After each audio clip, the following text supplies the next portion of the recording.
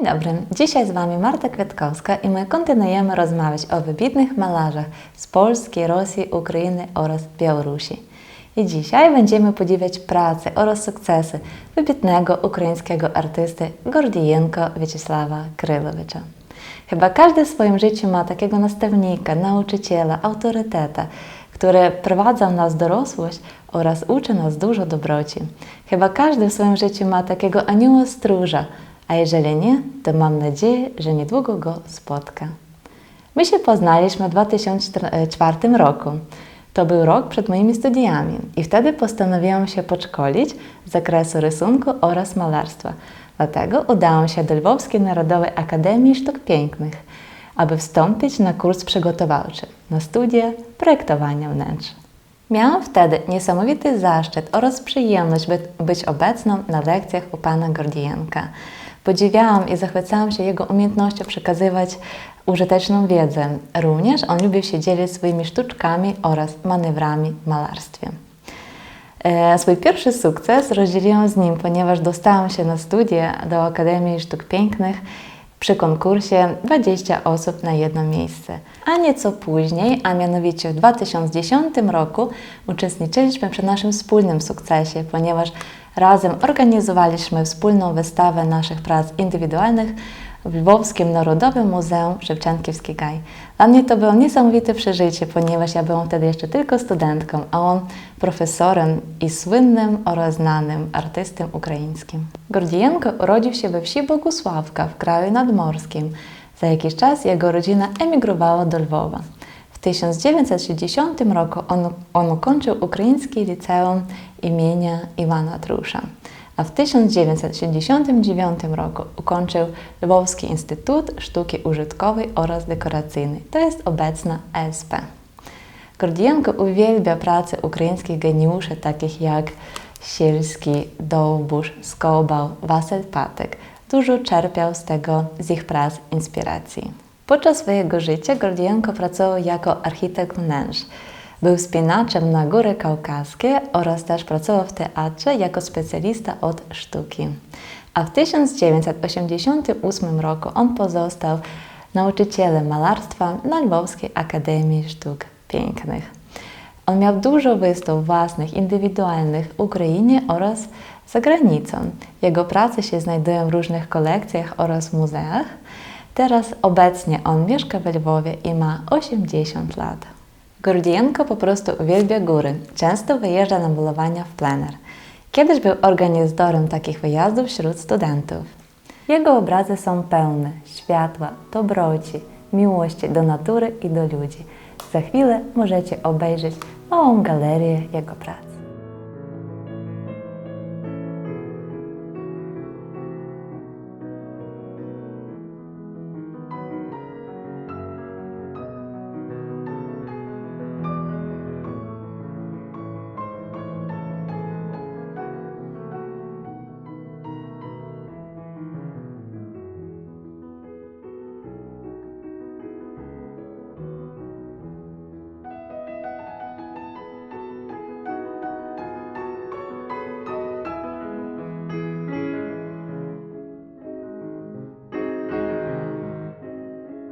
Na początku chciałabym Was zapoznać ze stylem, w którym lubił malować Wiaczesław Gordijenko.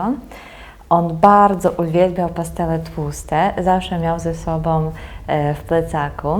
Tak jak powiedziałam wcześniej, lubiliśmy wyjeżdżać gdzieś w góry, lubiliśmy wyjeżdżać gdzieś w plener, dostrzegać to piękno i robić takie niewielkie małe szkice. A potem wracaliśmy do pracowni i Wiaczesław Krylowicz już w domu robił duże, wielkie prace. Ale na początku powstał zawsze taki mały szkic. Tu do przykładu chciałabym Wam pokazać, jak to się działo, na czym polegał ten proces tworzenia u Gordijenka. Zobaczcie, najpierw wyciągał zawsze jakiś pisak czy marker, coś takiego grubszego, coś czarnego. I na szybko, bez ołówka, bez niczego robił taki szkic, co widział przed sobą. Dlatego jakby powstały tutaj takie ciemne linie, A potem dopiero jak ten szkic został zrobiony, on sięgał po pastele tłuste i zaczynał uzupełniać te kształty powierzchni, które widział przed sobą. I dlatego dostrzegamy, że najpierw faktycznie tutaj w tym miejscu jest bardzo widoczny. Był narysowany pisakiem ten krzak, a potem jako druga warstwa wchodzą pastele tłuste. Nie, że widzimy, że to białe przykrywa nasz marker. I to właśnie były takie, pamiętam, jedno z takich wyjść naszych plenerowych. Gordienko zazwyczaj lubił bardzo podpisywać swoje prace i to nie zależy od rozmiaru, czy to był jakiś mały szkic, czy jakaś większa praca. Tutaj też patrzymy w tym lewym kącie jego podpis i rok. Niestety nie możemy tu rozpoznać, ale zakładam, że to był 2011-2012 rok. Wtedy był taki duży okres wyjeżdżania gdzieś na plener. A dzisiaj spróbujemy zrobić kopię innej pracy. Wiaczesław Kirylowicz uwielbiał naturę i wszystko, co jest z nią powiązane, dlatego w domu też miał dużo kwiatów i w jakimś momencie widzimy, że to był 2011 rok. Zrobił sobie taki mały szkic. Ten szkic mi się bardzo podoba, dlatego że widać, że po prawej stronie tak wstępnie sobie szybko zrobił, jakby miała wyglądać kompozycja, a potem przeszedł do większego obrazku i sobie powiększył tego kwiata. My oczywiście będziemy się uczyć rysować ten kwiat, ten większy, ten mały sobie odpuścimy. Jaki był proces? On na pewno robił od razu to z pomocą markera i z pomocą pisaka. Ale my dopiero się uczymy i my się też uczymy, jak robić rysunek, więc najpierw popracujemy ołówkiem, odnajdziemy sobie ten kwiat, potem przerzucimy się na marker, czyli czarnym zrobimy sobie kontury i dopiero potem na końcu będziemy uzupełniać pastelami tłustymi. To jest niesamowite połączenie kolorów. Gordienko był wyśmienitym kolorystem, wspaniałym kolorystem. Połączenie ciepła i zimna. O co chodzi? Widzimy, że światło jest ciepłe, ten liść jest bliżej do słoneczka i widzimy tutaj ciepłe odcienie zielonego, a gdzie nie mamy słońca, gdzie się chowa ten liść, to widzimy, że cień jest zimny. I właśnie takie połączenie tego ciepłego i zimnego sprawia wrażenie, że ten kwiat jest taki soczysty, że ten kolor jest taki niesamowity. Odkładam tutaj po lewej stronie i zaczniemy sobie przerysowywać.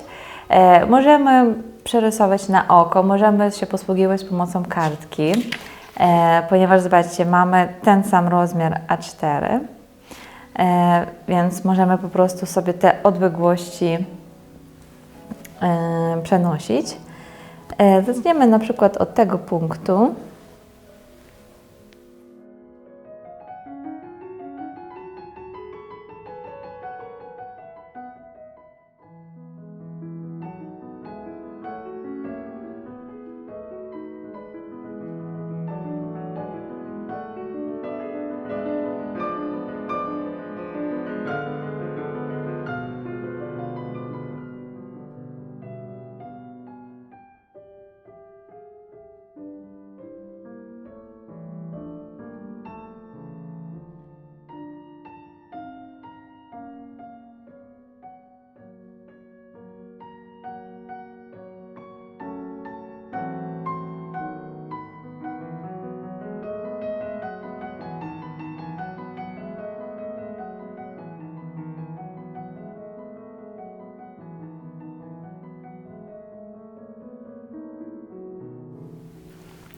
Zróbmy sobie najpierw wszystkie widoczne, bliżej do nas kwiaty, czyli tutaj sobie określam ten kwiat, to będzie jego rozmiar, potem będzie ten drugi. Dostrzegamy odległości, zobaczcie.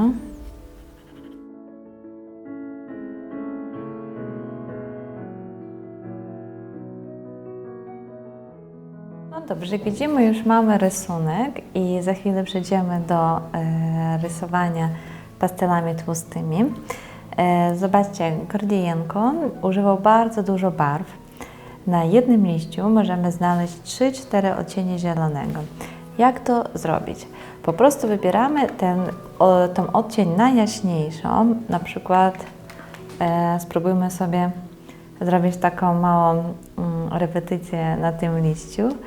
Zobaczcie, i delikatnie tym odcieniem, bardzo delikatnie, w ogóle siła nacisku jest minimalna, zaczynamy uzupełniać. Widzimy jednak, że ten kolor jest zbyt ciepły. To miałby być może... O, to jest ta odcień. Bardzo delikatnie zaczynamy. I potem wprowadzamy jeszcze dodatkowe kolory. Druga warstwa nam się pojawi.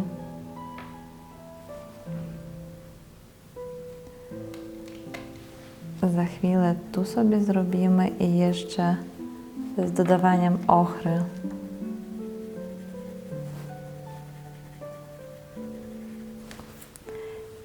Jak widzicie, możemy robić kilka warstw pastelami tłustymi, przy czym zachowujemy tą pierwszą. I potem ochra. Tak? Tylko jeszcze pamiętamy, że pisak ma bardzo ważną rolę w tej pracy i za chwilę sobie zaczniemy najpierw to robić pisakiem, zrobimy sobie kontury pisakiem, a potem przejdziemy do uzupełnienia.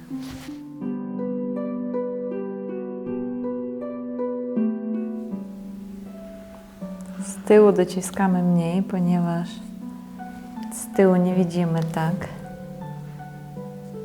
tak szczegółowo.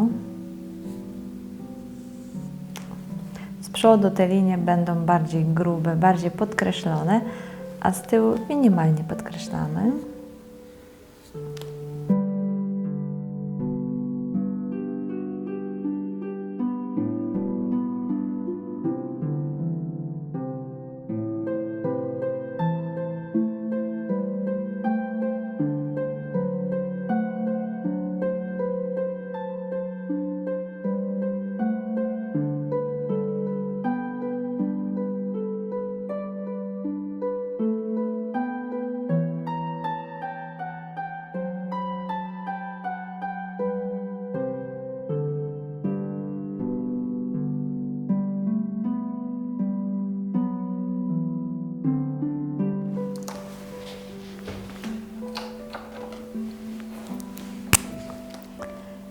Też widzimy, że Gordienko się posługiwał długopisem. Takie różne dziwaczne linie tu się pojawiają.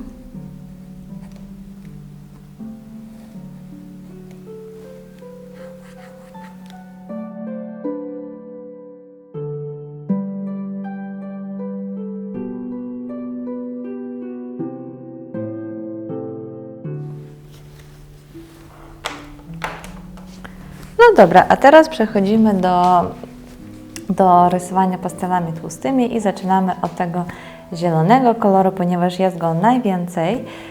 Zazwyczaj polecam zaczynać od tego koloru, którego w proporcjach jest więcej. Widzimy, że ten zielony tu zajmuje 80% naszej pracy.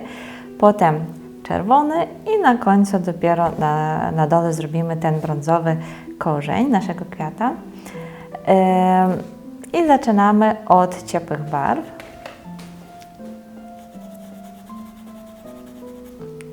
Możemy sobie kilka odcieni porównać.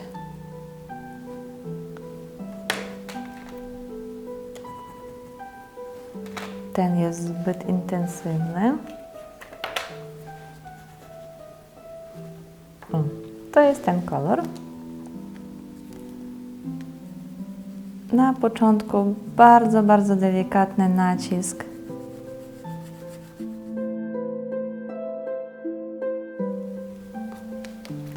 widzimy jeszcze ochrę, to jest już druga warstwa.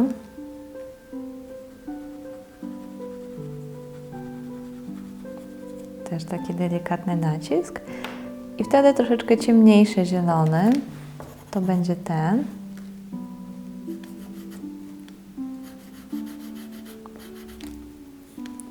Nim to już musimy troszeczkę więcej, mocniej przycisnąć. Warto też dbać o to, aby pastele były czyste. Jeżeli się pobrudziły, po prostu wyczyszczamy je w ten sposób. Jest jeszcze taka jedna odcień troszeczkę bardziej zimnego zielonego.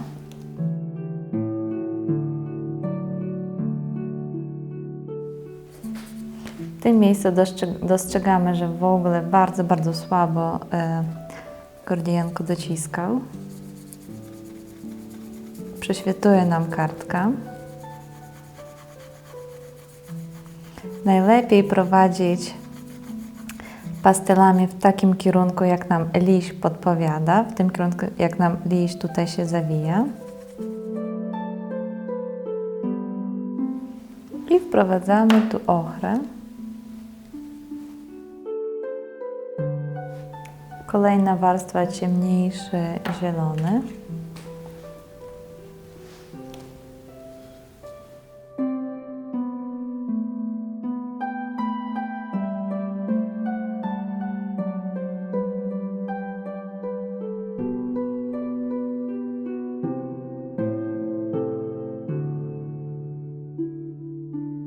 W tej części mocniej dociskamy i za chwilę wprowadzamy ciemniejszą odcień.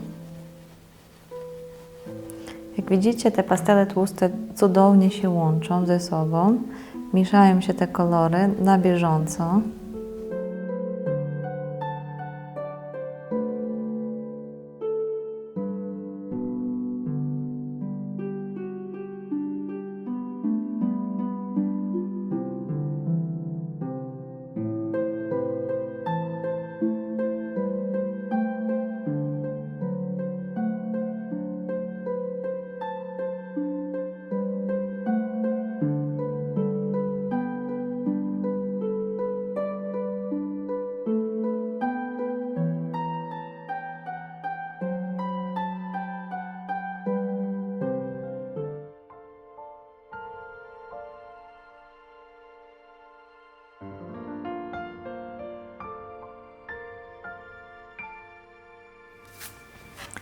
Jak widzimy, szary kolor cudownie neutralizuje.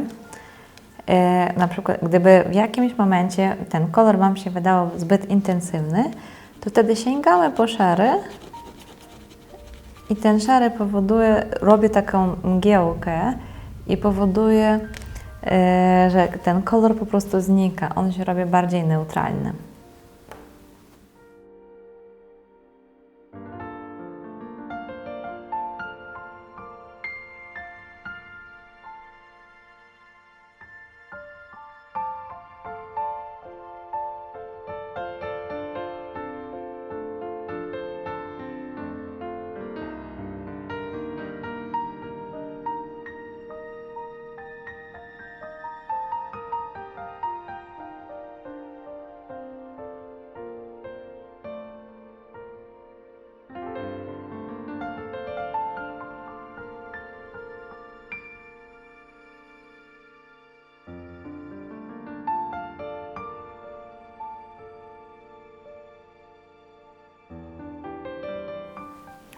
Nawet jak nam się przyciemniło, to też możemy użyć ten szary, ewentualnie biały i rozjaśnić to miejsce.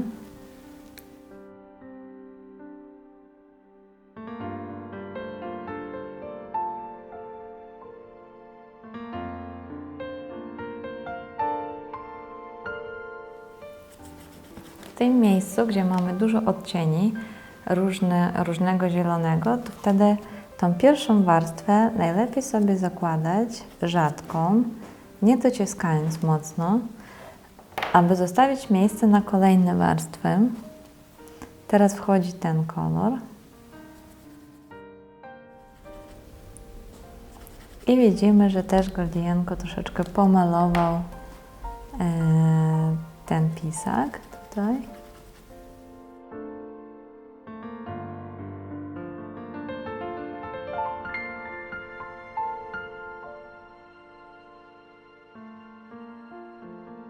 Teraz przechodzimy do malowania kwiatu. Warto sobie od razu poszukać jakieś ciekawsze odcienie tego czerwonego. Ten może zostać. Ten jest zbyt zimny. Ten może zostać. Ten jak najbardziej. I zaczniemy od pomarańczowego. Tu też mamy dwie warstwy. Jedną warstwę sobie zrobimy jaśniejszą, a za chwilę ją przyciemnimy. Wprowadzamy jeszcze żółty na środku.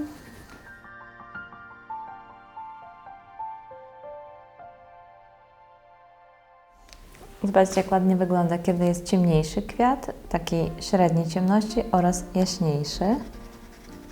Wtedy te kwiaty się nie zlewają w jedną linię, w jedną plamę. Potrafimy je rozróżnić.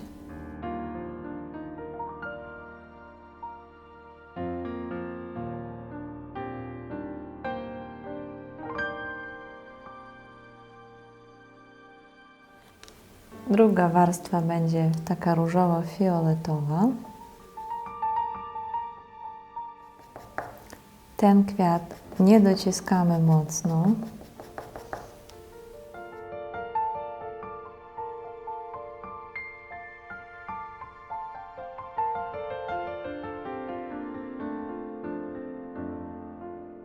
W tej sytuacji najpierw sobie powprowadzamy takie różowy, a druga warstwa będzie szary oraz biały.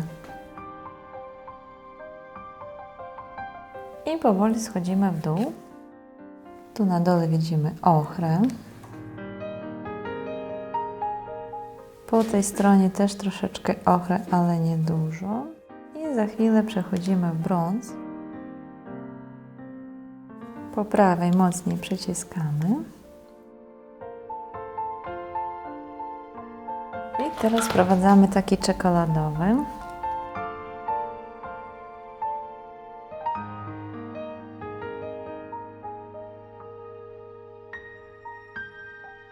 Jak widzimy, już powoli zbliżamy się do końca, wszystko zostało uzupełnione, wszystkie cienie zostały wprowadzone. Zobaczcie, jak ciekawie to wygląda. Światło jest ciepłe, a cienie mamy zimne. I właśnie dlatego poprzez takie połączenie te kolory wyglądają jeszcze bardziej soczyste, jeszcze bardziej żywe. Też polecam Wam używać takiej techniki. Możecie też zamienić. Czasami można zrobić światło zimne, a cienie ciepłe. To działa w sumie, taki sam macie efekt. Po prostu ten rysunek wygląda ciekawiej. I zobaczcie, też polecam dużo korzystać z takiego szarego, dużo polecam korzystać z białego, ponieważ to robi taką mgiełkę. Tutaj użyłam też tego szarego, Gordienko dużo użyło, ponieważ to, co się znajduje dalej, jest bardziej rozmazane. To, co znajduje się bliżej nas, jest bardziej podkreślone. I za chwilę, słuchajcie, już wszystko to zostało zrobione i za chwilę przedstawię Wam ostatecznie, jak wygląda ta praca.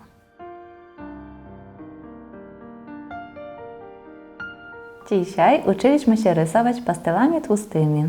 Mam nadzieję, że Wam się spodobała ta technika. Napiszcie proszę o tym w swoich komentarzach, a my odpowiemy z przyjemnością. Do zobaczenia!